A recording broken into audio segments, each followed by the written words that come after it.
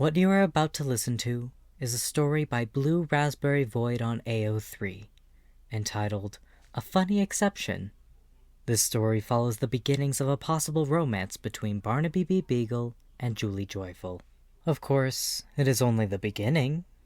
We're reading Chapter 1 today. If you'd like to read along with me, the link to the story is in the pinned comment and the description below. Down there you can find our author's socials as well as mine. If you enjoy the story, please go show our author some love, and don't forget to like and subscribe. I don't upload much, but if you turn on notifications, you'll get told when I finally come out of the woodworks with another project for you all. Without further ado, enjoy the story. A sunny morning in home.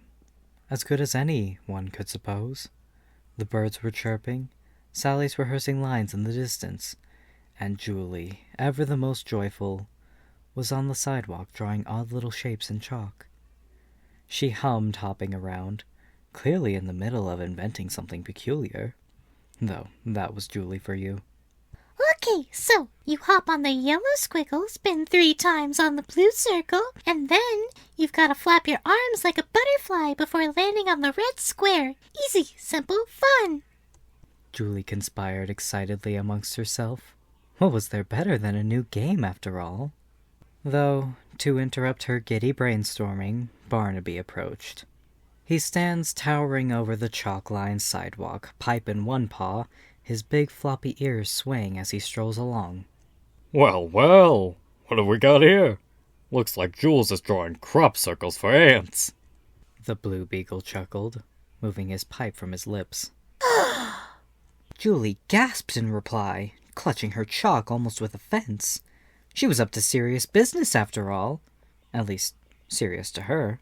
Games were fun, of course, but she took pride in planning them, too. Barnaby? No, it's a game, the best game. You have to... Look, you jump here, spin here, flap there, and ta-da, you win. Barnaby bent down for a moment, tilting his head with the squint of his eyes to read the squiggly engravings clearly. Cute idea, Jules. Real cute. Just, one problem. Where's the butterfly wings? Where's the scoreboard? Where's the prizes? You telling me folks are just supposed to flap their arms and go home? He smirked, a growing sense of humor bubbling in his chest. Julie, however, did not share the sentiment. Oh, crumbs, I didn't think about that part. Julie groaned, stomping a foot against the gravel. Barnaby chuckled, huffing a cloud of smoke that wheezed coolly from his lungs. Don't sweat it. Howdy's probably sitting on half the junk you need. I could put in a word. Julie gasped, a sparkle even twinkling in her eyes, ever hopeful. Really? You do that for me? But you'll have to sweeten the deal. Barnaby swiftly interrupted to add. The rainbow monster took a pause, feeling a sense of suspicion cloud the back of her mind. But she remained curious for the moment. Sweeten it how? The Blue Beagle grinned, however, and it certainly wasn't a promising one. His tail wagged steady as a sense of mischief started settling over him. Well, Jules, I don't work for free here now. But if you want me to beg for them butterfly wings and those shiny prizes, make me laugh, Jules. One solid joke, you could do that. I'll stroll right over to Howdy's and get you what you need. Julie froze. That wasn't good. That was never a good sign. Her make him laugh, the so-called comedian. The one diggity-darn dog that never laughed at the joke she tried her hardest to think up. Just great. But what? But you never laugh at my jokes, and that's your thing. Julie sputtered, her cheeks puffing a worked-up pink. It was kinda cute for a moment. Barnaby staring for a beat too long before glancing away, trying not to let it faze him as he continued, adjusting his tie. Her reaction just fueled Barnaby's impending antics, if you will, after all. The beagle smiling, rather content with himself. It was admittedly infuriating to Julie. Come on, Jules. Don't sell yourself short. Just give it your best shot. What's the worst that could happen? I don't laugh. Trust me, I've bombed harder than that in front of a chicken once. Barnaby teased, feigning a light offense. Julie wasn't put at ease, however. But she must. She couldn't give in. She had to pursue, determined, in the name of her game. Oh, fine. Okay, why did the butterfly cross the playground? Julie groaned, pacing around in circles, finding it in herself to present a polite smile for the time being. Barnaby leaned down, smirking as he played along.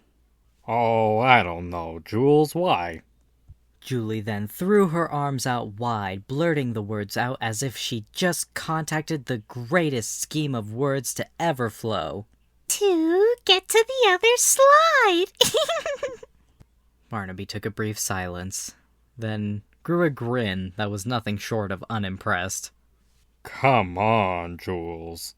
That's flatter than Wally's pancakes. Try again. Julie pouted, squeezing her palms into a tense fist as she huffed. It was fine, totally fine. She could just try again. Surely this one would do the trick. Okay.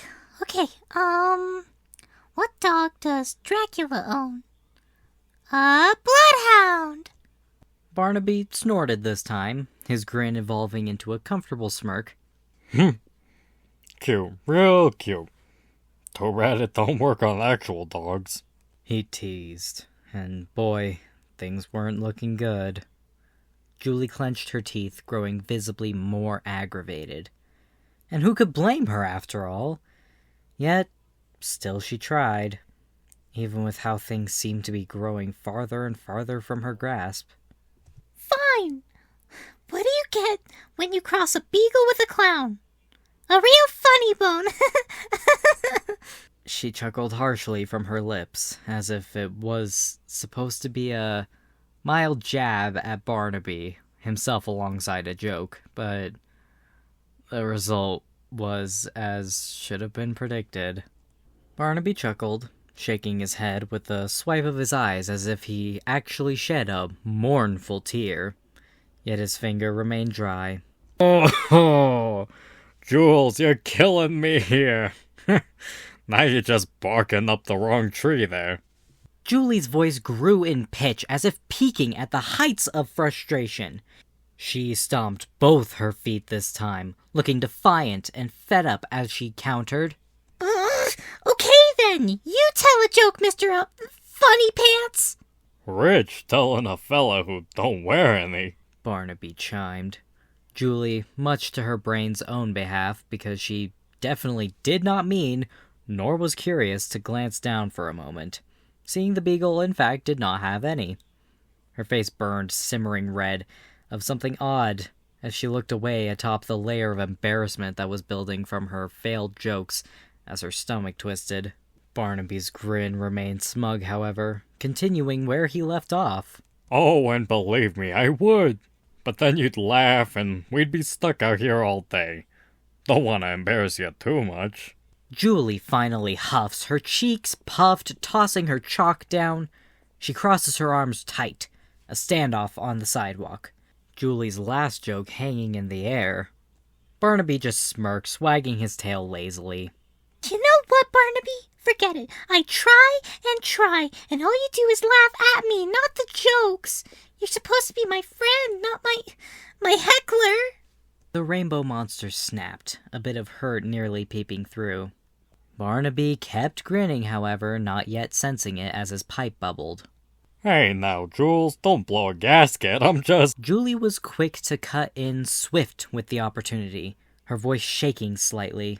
I just wanted this to work just once. But no, it's always, that's not funny, Jules. Try again, Julie. You make it sound so easy. You don't even give me a chance. She huffs, stomps, and scoops up her chalk. Her face is scrunched tight, hiding the way her eyes sting. With a sharp little whirl of her dress, she storms off, muttering. Big floppy bully beagle, it just... She stopped in her tracks for a moment, the air heavier. Barnaby even shut up for a moment, his ear twitching subtle at what sounded like a sniffle. I just wanted to play my game. The words echoed achingly in Barnaby's noggin. The beagle staying there for a beat, his grin lingering but hardly. His eyes softening, he sighs, scratching the back of his neck as he watched her leave entirely. Ah, Jules, he mumbled quietly to himself. He admittedly just stood there for a few minutes, feeling oddly clueless but guilty more than anything. Was he really that quick to shut her down? He only meant a jab, really. Those tears were anything but a joke. Nothing funny about crying. With that in mind, he glanced back down at the gravel where optimistic scribbles of chalk lingered, his tail slowly sinking behind him as he sighed. He muttered, looking away like the slight was causing genuine pain. All he knew was that, successful joke or not, he was going to do the right thing, because even though he didn't know how to admit it, even if it was definitely kinda embarrassing for a fellow like him, that smile she had was better than any joke, and he was gonna bring it back. His lips flattened at the thought, chuckling nervously to himself as he shifted his hat, looking toward the bodega shortly off to the distance with a mission. Oh, gee. Something wrong with me today, he insisted, as if to convince himself there wasn't some conspiratorial feelings inside him beyond his guilt. Moments after, Howdy's bodega is just before the beagle's presence. The bell jingles as Barnaby steps through the door. Inside, the shop is stacked with odds and ends, jars and gadgets, signs with sales and deals littered about per usual. Everything all polished and labeled. Behind the counter, Howdy Pillar beams, arms open wide. Howdy do there, Barnaby? My favorite hound around town. What's shakin', bacon? Barnaby found his grin with ease, slipping back into his showmanship. Oh, howdy. Just the dog you want to see when you need a deal too good to be true. Howdy chuckled, charmed, wiggling his brows even as he spoke. Oh, I like the sound of that. But don't think you're getting freebies out of my many arms. I run a business here, you know. Barnaby leaned against the counter to settle better, his tail wagging faintly. Relax, pal. Nothing shady, just need a couple of simple things like, more chalk, ribbons, maybe some of them plastic wings you had left over from Halloween stock. Got a little project, he explained, speaking the last part a bit quieter. His eyes filled with remembrance and lingering guilt. A project, huh? This for you, Funny Bones, or for a certain horned neighbor who spends her mornings cluttering my sidewalks with scribbles? Howdy inquired, curious with a jive of playfulness dazzlingly intertwined. Barnaby's ears flick, and for once his grin falters. His face even colors slightly, and Howdy observantly notices, of course. You know me, Howdy. I'm just looking out for the neighborhood. Can't have Jules moping around like a wilted flower. Bad for morale. Barnaby coughed, feigning a guise of nonchalance, yet you could almost see the sweat wanting to form. Sure. Just being a good Samaritan. Got it, pal. Howdy chuckled, deciding not to question it much further. Barnaby looked down sheepish, the conversation very much becoming something he wanted to end. He spoke gruffly, though the corner of his mouth quirks. Just put it on my tab already. Howdy chuckles, rummaging through his shelves with practiced flair, stacking colorful wings, chalk, boxes, and streamers into a neat pile. Here you go, big guy. And don't worry, I won't tell Jules where it came from. Your secret soft side's safe with me. The pillar winked as if he was doing him a favor, which, in some perspectives, certainly seemed that way. Barnaby scoops the supplies, muttering quieter. Soft side, hard side, upside, downside, it don't matter. Just keep it quiet, okay? He then heads back toward the front door as it swings behind him with his departure, shaking his head with a reluctant smile. Guess making a smile's worth a little humiliation. Julie sat cross-legged on the grass, her chin buried in her hands, watching the ants march by, as though they were the most sorrowful parade she's ever seen. Her usually sunny little voice was quiet, mumbling under her breath about, "No good grumbly jokes." After all, she really tried. She always did. Barnaby, well, he never relented, always criticizing her jokes. What would it take? She wasn't even asking to be great at telling them, honestly. Being good was good enough. Just as she was sulking, then came the familiar pad of large paws drawing near. Well, would you look at that? A whole collection of goodies sitting right in my arms. Don't ask me how, Jules, but I just happened to stumble into the perfect supplies for making wacky games. Barnaby chuckled, his gaze still clearly avoidant, but hoping that his deed would atone. He knelt with a thunk, setting down a paper bag stuffed with string, colorful chalk, and some odds and ends that only Howdy could have tracked down. Julie's head popped up, her eyes widening like sparklers. He actually did it! Even after she failed to make one joke. Barnaby? Julie stammered, looking up at the beagle with awe, skimming her eyes at the haul as if in disbelief. You found all of it? Oh, you're the best! The rainbow monster added with a squeal. She sprang up, bouncing in place whilst moving it to snatch up the chalk and string. Hugging them tight, her gloomy pout vanished as quickly as the morning fog. You even got different colored wings! Ooh, and the prizes! Oh, this is perfect! Barnaby grinned, his chest flowing with breath that was more relieved. His eyes watched with fondness as Julie picked apart every new thing. Upbeat, thankful, happy. Aw, don't make such a fuss. This pooch just got a lucky nose is all. You know, like a truffle pig, but taller and with better jokes. Julie giggled despite herself, playfully shoving the bigger puppet. Ew, Barnaby, you're gross. Barnaby smirked, raising a brow as he countered with a shake of his head. Gross, huh? I bring you a treasure trove and all I gets is gross. That's gratitude for you. Julie clutched the supplies against her chest, still glowing, but her voice softened. Her finger kept brushing along them gently, a smile lifting her lips sweeter. Thanks. Really, I thought earlier, but you came back anyway. Barnaby shrugged, his grin turning a little sheepish under that bluster he was rousing. Don't sweat it, Jules. You just stick to inventing games. I'll handle the supply runs. Between the two of us, we'll have the whole neighborhood running around in circles in no time. Julie still clutched the bundle of chalk and string, but instead of immediately darting off, she looked up at Barnaby with wide, glimmering eyes, almost blushing. You really didn't have to, Barnaby. Barnaby lifted a hand to scratch behind his droopy ear, feeling the atmosphere grow charged. Maybe not.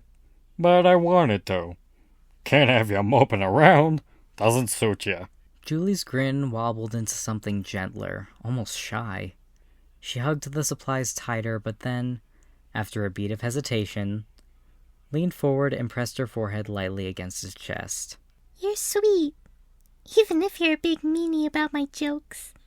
Barnaby's heart thumped. Hell, maybe even skipped a beat, as corny as it sounds. He felt his eyes widen, his tail wagging once more as he chuckled low in his throat, not pulling away. Instead, he stayed resting a heavy paw carefully atop her head. Guess I'll have to stick around till you land a good one. Keep me busy. Julie tilted her head back, nose scrunching, but her smile was soft, glowing. One day, I'll make you laugh so hard you'll fall right over. Promise. Barnaby looks down at her, smirking, though his eyes linger on her a little longer than usual. I'll hold you to it, Jules. For a moment, neither of them moved. The neighborhood seemed unusually quiet. Just the two of them, in the late afternoon sun, catching on her hair like ribbons of gold. Then Julie, cheeks pink, abruptly spun away with her chalk. Julie rocked back on her heels, still hugging the chalk and string. Her grin was mischievous now, but her eyes darted quickly towards Barnaby, then down again. Before she could second-guess herself, she leaned forward and pressed the quickest of pecks against his cheek. Barnaby froze, genuinely this time, for just a beat too long. Before he knew it, his ears twitched and his tail a quicker storm as he nearly flushed. Well now, Jules, that's one way to thank a fella. Julie's face flushed bright as a cherry lollipop. She stomped her foot once, trying to bury the embarrassment under a burst of energy. Don't read too much into it. It was a starter whistle for the game. She assured. It was not. Barnaby arched a brow, grinning lopsided, clearly amused by her excuse, but too gentlemanly to press further. All right. Then tell me, what are we calling this grand new invention of yours, huh? What's the name of the game, Jules? Julie clutched the chalk tighter, her eyes twinkling again as the spark of her usual joy returns. I was thinking hop, skip, and silly doodle. Barnaby let out a long, playful groan, rubbing his forehead. Oh boy, with a name like that, I know I'm in trouble. Julie giggled, bouncing in place, already drawing shapes on the sidewalk with a flourish. Trouble you walked right into, Barnaby.